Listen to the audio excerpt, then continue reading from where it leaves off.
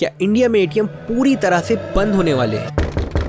नहीं, ऐसा मैं नहीं कह रहा, बल्कि एक आर्टिकल के हिसाब से सिर्फ एक साल में इंडिया में 4000 के करीब एटीएम पूरी तरह से बंद हो चुके हैं। Indian banks are actually closing down ATMs and cash recyclers. Like ATM counters could be shut down. कि एटीएम बंद होने की खबर सच है या एक अफवाह है? जैसे कि रिजर्व बैंक ऑफ इंडिया के साल 2024 के एक डेटा में इंडिया में 2,15,000 ऑपरेटिंग एटीएम बचे हैं, बल्कि 2023 में ये नंबर 2,19,000 के करीब था। लेकिन ऐसा नहीं है कि इंडिया में कैश की डिमांड कम हो गई है, बल्कि आज भी इंडियन इकोनॉमी में 89% ट्रांजैक्शन कैश में ही होते हैं। मगर उसके बावजूद भी इंडिया में हर 1 लाख लोगों पर सिर्फ 15 एटीएम्स ही मौजूद हैं, जो कि पहले से ही बाकी कंट्री के कंपैरिजन में यूं भी काफी लो हैं। तो सबसे बड़ा सवाल ये उठता है कि आखिरकार कौन से रीजंस की वजह से इंडिया में कैश की इतनी डिमांड होने के बावजूद भी बैंक को एटीएम बंद करने तक की नौबत आ रही है।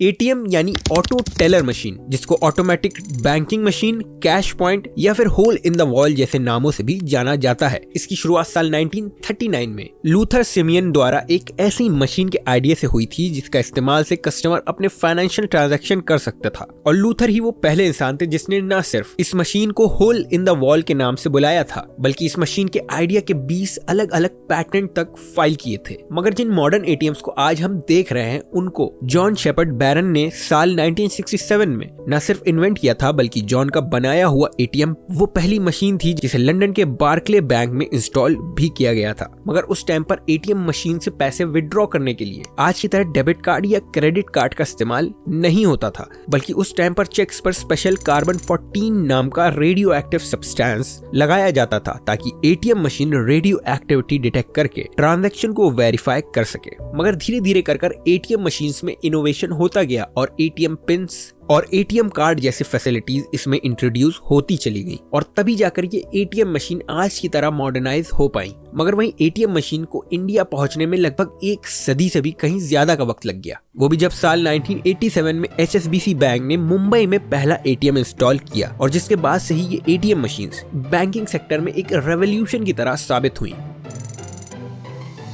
तो इंडिया में इन एटीएम मशीन के शटडाउन होने का सबसे बड़ा कारण है राइजिंग ऑपरेटिंग कॉस्ट। तो इससे पहले हम ये समझें कि इंडिया में एटीएम के ऑपरेट करने की कॉस्ट क्यों बढ़ गई है, उससे पहले हमें यह समझना होगा कि इंडिया में एटीएम मॉडल्स आखिरकार पैसा कमाते कैसे हैं। तो जब भी हम एटीएम से कोई भी ट्रांजैक्शन करते हैं, फॉर एग्जांपल अदर बैंक के कार्ड से पैसा विड्रॉ करते हैं, तो बैंक इंडिया में 21 रुपए ट्रांजैक्शन फी भी डिडक्ट करता है। और ये एक्स्ट्रा चार्जेस जो एटीएम हमसे डिडक्ट करता है, वो एक्चुअली में एटीएम के लिए एक रेवेन्यू होता है। इसके अलावा एटीएम मशीन की स्क्रीन पर या एटीएम की प्रेमाइसेस में कभी कभार गवर्नमेंट स्कीम या दूसरे ब्रांड के एडवर्टीजमेंट भी शोकेस करती है, जिसके लिए वो ब्रांड से अलग पैसा चार्ज करता है, जो भी एटीएम के लिए एक इनकम ही होती है। मगर ऐसा भी नहीं है कि एटीएम की इतनी सारी इनकम स्ट्रीम्स होती हैं तो इसका मतलब यह है कि एटीएम काफी प्रॉफिटेबल होता है, बल्कि एटीएम को ऑपरेट करने के लिए बैंक का काफी पैसा भी खर्च होता है। जैसे कि अगर आप एटीएम जाएं तो उसमें 2 एसी लगे होते हैं, उनके इलेक्ट्रिसिटी का खर्चा, वहां के सिक्योरिटी गार्ड का खर्चा, जिस जगह एटीएम मशीन लगी है उसके रेंट,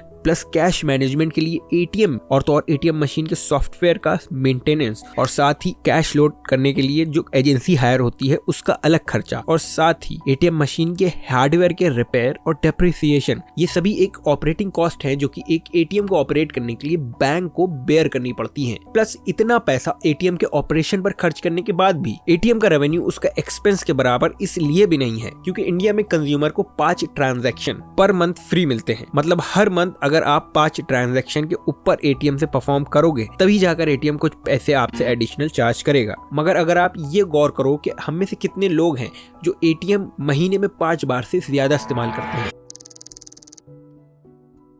इसके अलावा डिजिटल पेमेंट इंडिया में वो अगली बड़ी वजह है इंडिया में एटीएम्स के बंद होने के पीछे। जैसा कि आप लोगों को याद होगा कि साल 2016 में इंडिया में डिमोनेटाइजेशन के टाइम पर कैश की समस्या की वजह से लोगों को बैंक्स और एटीएम के बाहर लंबी लाइन लगानी पड़ी थी। पूरा देश लाइन में खड़ा हुआ है अपने खुद के पैसे निकालने के लिए, लेकिन पैसा है कि हाथ में नहीं आ रहा है। Queues outside ATMs, banks and post offices seem to be increasing every day. इसके बाद से ही यूपीआई इंडियन इकोनॉमी के लिए एक वरदान से कम नहीं साबित हुआ है, और तो और यूपीआई को इंडियन जनता भी इतनी जल्दी स्वीकार कर लेगी ये एग्जैक्टली किसी ने भी एक्सपेक्ट नहीं किया था। इसी वजह से आज उन जगहों पर भी आपको यूपीआई एक्सेप्ट होते दिखेगा जहाँ से लोगों को उम्मीद तक नहीं थी। इससे बहुत फायदे,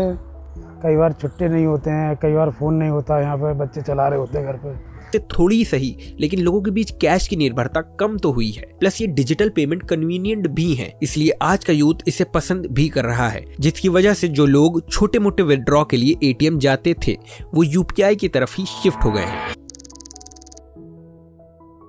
साथ ही आरबीआई की एटीएम को लेकर नई गाइडलाइंस भी एक बड़ा रीजन है एटीएम के बंद होने का, क्योंकि आरबीआई की गाइडलाइन के हिसाब से बैंक्स को एटीएम को और भी ज्यादा एडवांस सिक्योरिटी फीचर से इक्विप करना होगा, जो कि भले ही अच्छी बात है, मगर इस एक्स्ट्रा सिक्योरिटी के लेयर ने एटीएम के मेंटेनेंस कॉस्ट को जरूर बढ़ा दिया है, जो कि इतने एक्सपेंसेस के ऊपर एटीएम के ऊपर एक सिर्फ और सिर्फ एक बर्डन की तरह ही एक्ट किया है, जिसकी वजह से बैंक्स ने फिलहाल उन एटीएम्स को ही बंद किया है जिन पर फुटफॉल कम होता था, जैसे कि रूरल एरियाज के एटीएम। इसके अलावा जो अगला बड़ा रीजन है स्पेशली रूरल एरियाज में एटीएम की कम डिमांड्स का, वो है थर्ड पार्टी बैंक एजेंट्स। जैसा कि आप लोगों ने सुना होगा कि आप आधार कार्ड के जरिए भी पैसा विड्रॉ कर सकते हैं, और ऐसी facility third party agent India में प्रोवाइड करते हैं। उसके बदले वो कुछ कमीशन या चार्जेस कंज्यूमर से डिडक्ट करते हैं, जैसे कि एयरटेल पेमेंट बैंक एक काफी क्लोज एग्जांपल है थर्ड पार्टी बैंकिंग एजेंट्स का। हालांकि इसी की तरह जन सुविधा केंद्र भी होते हैं, जहां जाकर अपने आधार कार्ड से पैसा विदड्रॉ किया जा सकता है। हालांकि इन थर्ड पार्टी एजेंट्स की डिमांड रूरल एरियाज में ज्यादा होती है एज कम्पेयर टू सिटीज, क्योंकि सीनियर सिटीजन के लिए टेक्नोलॉजी ड्रिवन एटीएम मशीन को यूज करना आज भी मुश्किल है कंपेयर टू आधार कार्ड से पैसे निकालना, और इसी वजह से रूरल एरियाज में इन थर्ड पार्टी एजेंट की डिमांड एटीएम से भी ज्यादा होती है, और कम एटीएम डिमांड की वजह से ही लॉस मेकिंग एटीएम्स को बैंक ने बंद करना शुरू कर दिया है। तो आखिर सबसे बड़ा सवाल ये उठता है कि आगे चलकर क्या बैंक्स और भी ज्यादा एटीएम बंद कर सकते हैं, बल्कि क्या धीरे धीरे करके एटीएम्स पूरी तरह से बंद हो जाएंगे? वेल, ऐसा पूरी तरह से तो नहीं है, क्योंकि आगे चलकर बैंक्स एटीएम बंद तो कर सकते हैं, पर सिर्फ वो ही एटीएम जो ज्यादा यूज नहीं होते हैं और बैंक के लिए एक एडिशनल लायबिलिटी ही है, और वो एटीएम जिनमें फुटफॉल काफी अच्छा होता है वो तो बिल्कुल भी बंद नहीं होने वाले, क्योंकि इतने डिजिटल पेमेंट की डिमांड के बढ़ने के बाद भी इंडियन इकोनॉमी एक कैश बेस्ड इकोनॉमी ही है, और एकदम से एटीएम बंद हो जाएंगे तो कैश विड्रॉल के लिए बैंक ही लास्ट ऑप्शन बचेगा कंज्यूमर के लिए, और बैंक शायद ही इतने सारे कैश ट्रांजैक्शन को हैंडल करने की केपेबल हैं भी, जिसकी वजह से अगर ऐसा हो गया तो आपको हर रोज बैंक के बाहर सेम उसी तरह की भीड़ देखने को मिलेगी जैसा कि डिमोनेटाइजेशन के टाइम पर लगती थी। यानी कि अगर आप रूरल एरिया में रहते हैं और आपके तरफ जो एटीएम लगा है वो इतना यूज नहीं होता, तो काफी हद तक ये चांसेस है कि बैंक कुछ वक्त में उस एटीएम को बंद कर सकता है। तो फिलहाल के लिए तो बस इतना ही। अगर आपको ये वीडियो पसंद आई हो तो वीडियो को लाइक, चैनल को सब्सक्राइब और बेल आइकन दबाना बिल्कुल भी ना भूलिएगा।